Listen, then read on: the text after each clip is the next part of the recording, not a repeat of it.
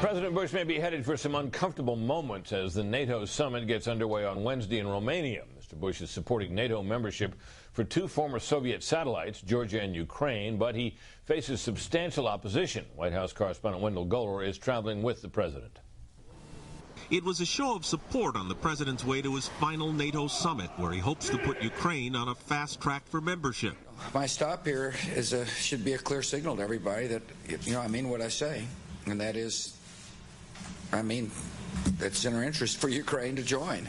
But elsewhere in Kiev, there were protests, and with Ukraine's parliament opposed and polls showing most Ukrainians would rather not join the alliance, several NATO members are reluctant to give their support.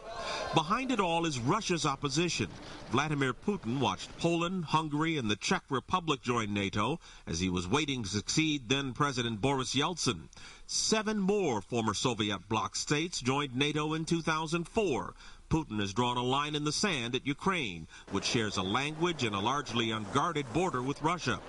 Most Ukrainians want more economic integration with Russia, but Ukrainian President Viktor Yushchenko, whose face bears the scars of what he believes was a Russian poisoning attempt, says Moscow doesn't get a veto.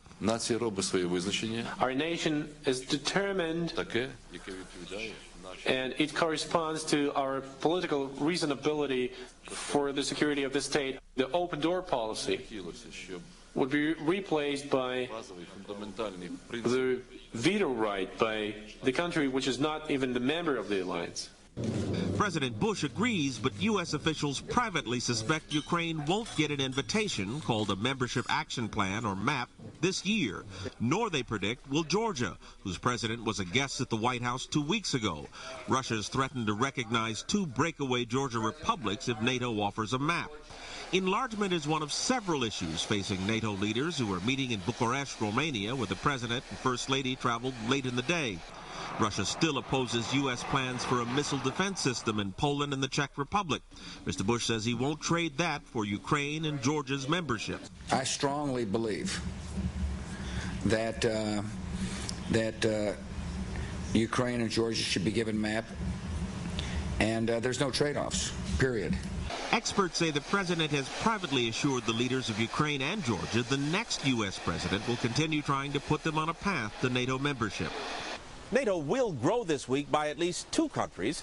Albania, Croatia, and the former Yugoslav Republic of Macedonia are in line for full membership, but the Greeks say Macedonia stole the name of their northern province, birthplace of Alexander the Great. In an op-ed this week, the foreign minister says Greece will block Macedonia's invitation unless the name is changed. Negotiations are likely to go down to the wire. With the president in Bucharest, Romania, Wendell Guller, Fox News.